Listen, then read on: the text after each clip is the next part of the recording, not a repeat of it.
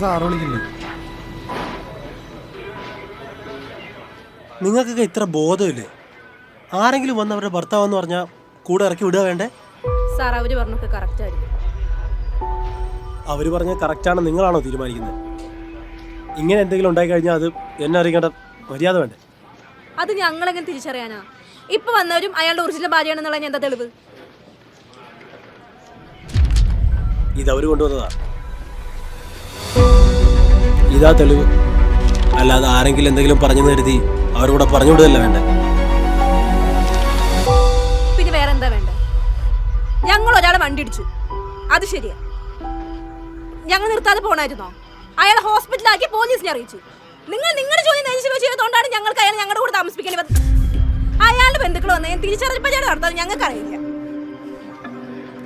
നിങ്ങളോട് വന്ന് പറഞ്ഞിട്ട് കാര്യമില്ല മനസ്സിലായതുകൊണ്ടാണ് വന്ന് പറയാതിരുന്നു. നിന്റെ കഥാപ്രസംഗമൊക്കെ എനിക്ക് ഇഷ്ടപ്പെട്ട്. പോലീസുകാർക്ക് നീയൊക്കെ ഓരോ ദിവസം ആരെയൊക്കെ പോയി ഇടിക്കുന്ന നോക്കലല്ല പണി. ഇവിടെ തലേ കൊള്ളാത്തത്ര പണിയുണ്ട്. ഇങ്ങനെ ഒരു ഇൻസിഡന്റ് ഉണ്ടായ അയാൾ എവിടേക്ക് വേണോ അവിടെ തന്നെ ഞാൻ വിട്ടത്. അയാളോട് ഇറങ്ങിപ്പോയി ഞാനിപ്പോൾ എന്ത് ചെയ്യാനാ? പിന്നെ അവന്റെ പേരിൽ എന്തെങ്കിലും കേസ് ഉണ്ടായിരുന്നെങ്കിൽ അവനെ പിടിച്ച് അകത്തിടായിരുന്നു. ഇതൊന്നും ഇല്ലാത്തതുകൊണ്ട് ഞാൻ എന്ത് ചെയ്യും? എൻ്റെ വീട്ടിൽ കൊണ്ടുപോകും. അതുകൊണ്ടാണല്ലോ ഞങ്ങൾ ഞങ്ങളുടെ കൂടെ താമസിപ്പിച്ചത്.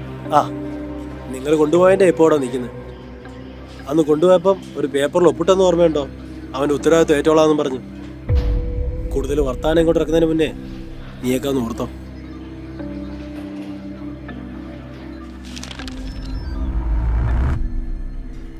സർ, അവരത്രയ്ക്ക് വിശ്വസിക്കുന്ന പോലെയാ കാര്യങ്ങൾ പറഞ്ഞത്.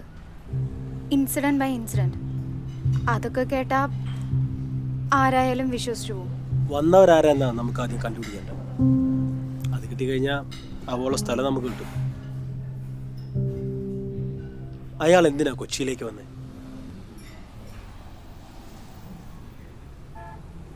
അവ പോലീസ് കിട്ടേന്ന് തപ്പിച്ചു വന്നാർ.